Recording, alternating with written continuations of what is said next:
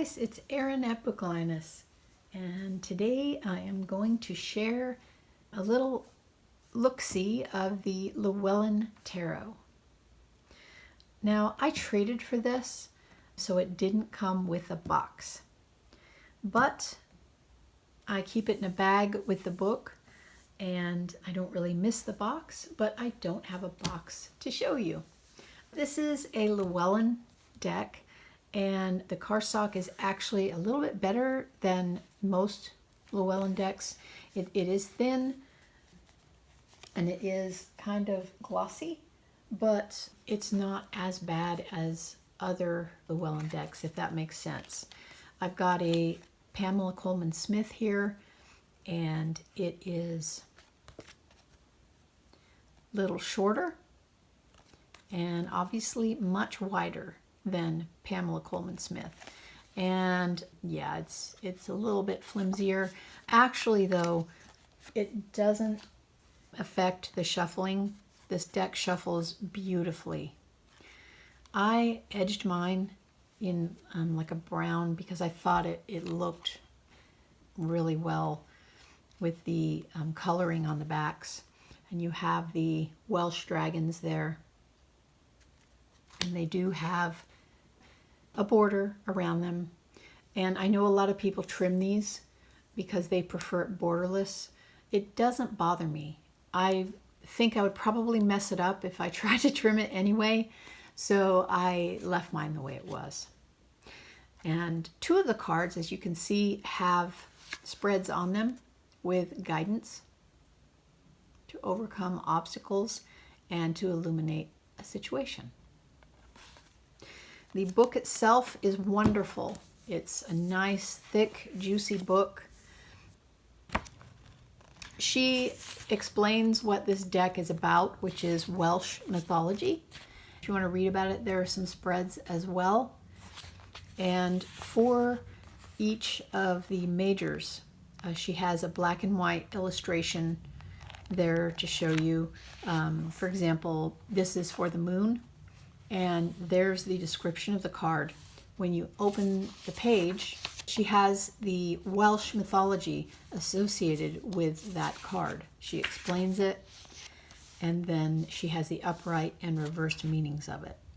So it's beautifully done. The minors, she only has a half page for each, a black and white with the upright and reversed meanings.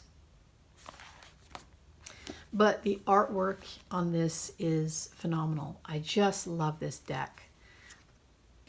Here we have some examples here. I could not find any cards in here that I didn't totally get along with or understand or find beautiful. And for me, that's unusual. I'm very picky.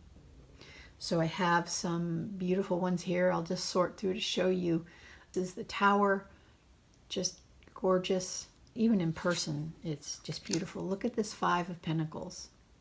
It's very watercolory, if that's a word. It looks like it was done in watercolor, and yet it's also lush at the same time. Look at the boughs here, way down with snow in the ice.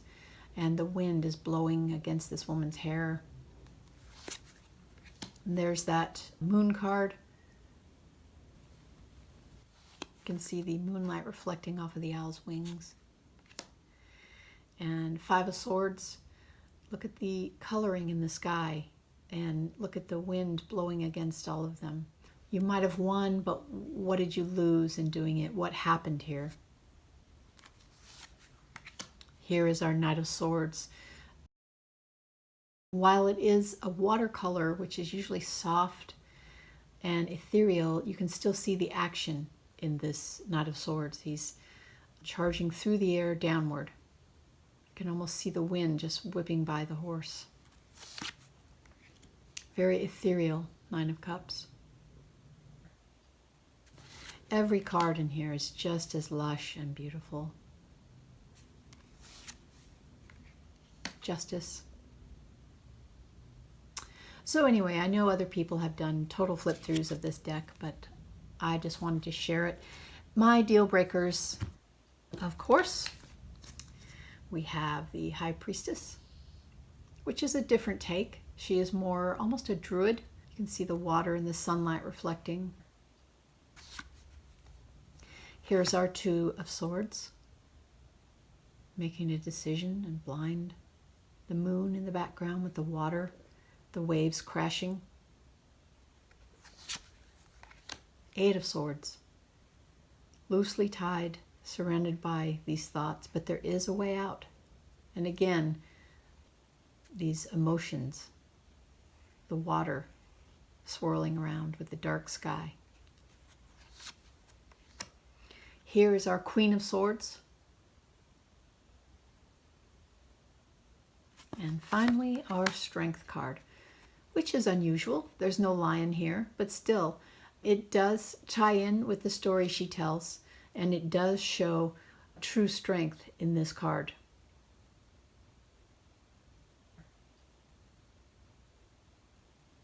It's a beautiful deck. It's a favorite of mine. A lot of people have it. Again, a lot of people trim it, but the borders, honestly, I've not had any problems using it. So hopefully you've enjoyed this, and it was again wonderful to spend some time with you. Take care.